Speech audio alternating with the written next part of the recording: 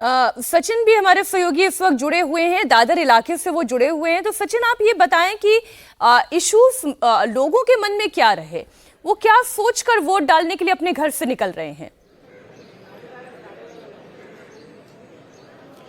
देखिए, ठाकरे ब्रदर्स ने इस चुनाव में मराठी अस्मिता का मुद्दा बनाया और लगातार उनका प्रचार, उनके बयान यही रहे कि मुंबई की आखिरी लड़ाई है, मुंबई मराठी मानुस की आखिरी लड़ाई है, मराठी अस्मिता की लड़ाई है। बीजेपी अगर यहाँ पर बीएमसी पर आ गई तो फिर मुंबई को अलग किया जाएगा, यहाँ पर जो गैर मराठी है उनका वर्चस्व बढ़ जाएगा, मराठी मानुस की अहमियत खत्म कर दी जाएगी। लेकिन हमने जो तमाम लोग यहाँ पर आए हैं, ये दादर माहिम का जो इलाका है, ये शिवसेना का और एमएनएस का दोनों का गढ़ माना जाता है। यहाँ पर दोनों के विधायक, सांसद सभी यही से चुनकर आते हैं और ये बहुत उनका हार्डकोर वोट बैंक जो इलाका है।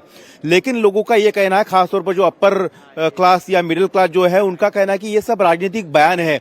उन्हें मराठी अस्मिता और मुंबई तोड़ी जाएगी, ये सब राजनीतिक बयान लगते हैं। उनके लिए सबसे बड़ा मुद्दा है विकास का, डेवलपमेंट का।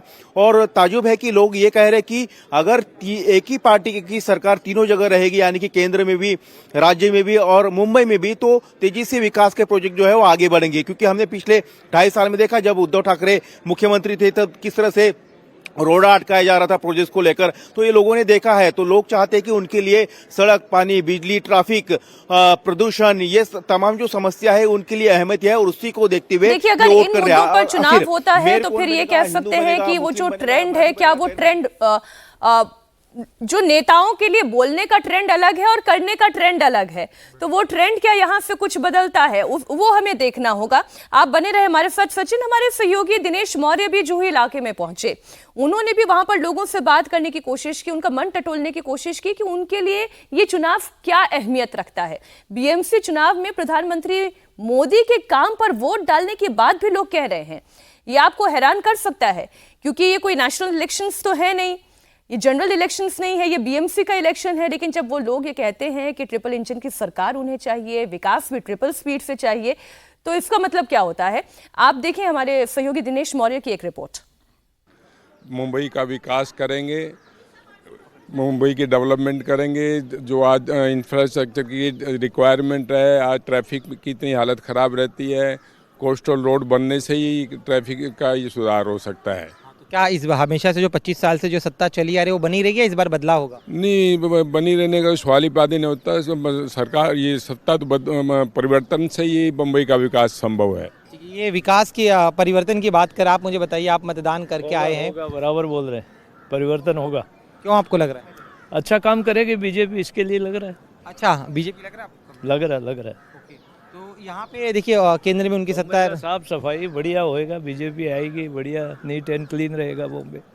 लेकिन ठाकरे कह रहे थे अगर बीजेपी आ गई तो मुंबई को कट जाएगी, मुंबई चली जाएगी गुजरात। ऐसा कुछ नहीं है, ठाकरे अपने हिसाब से बोलता है, बीजेपी अपने हिसाब से बोलती है। सब अच्छे ही है, पर बीजेपी अच्छा है अभी। अच्छा, कुल मिला के आप बताइए, आप क्या चाहते हैं? वो बीजेपी आना चाहिए। क्यों? कुल मिला के वही मतलब अभी तक जितना भी कर रहे हैं वही सबसे अच्छा काम कर रहे हैं।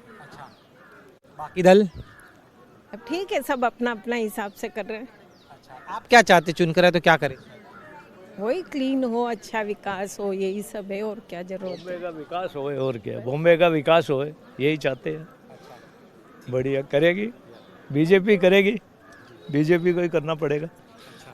और अभी तो है नहीं, देश में बीजेपी है, दिल्ली में भी है, बॉम्बे में भी है, महाराष्ट्र में है, यहाँ भी हो जाएगी। तो विकास होएगा जोर में। अच्छा, हाँ मैम, आप मतदान कराए? नहीं किया, क्योंकि हमारा नाम ही नहीं मिलता है। अभी नाम खोजने के लिए 5th रोड पे जाना पड़ेगा। तो देखिए, ये जो हिसाब की बात थी ना कि ठाकरे अपने हिसाब से बोलते हैं, पवार अपने हिसाब से बोलते हैं, बीजेपी अपने हिसाब से बोलते हैं, लेकिन जनता का हिसाब अपना हिसाब होता है।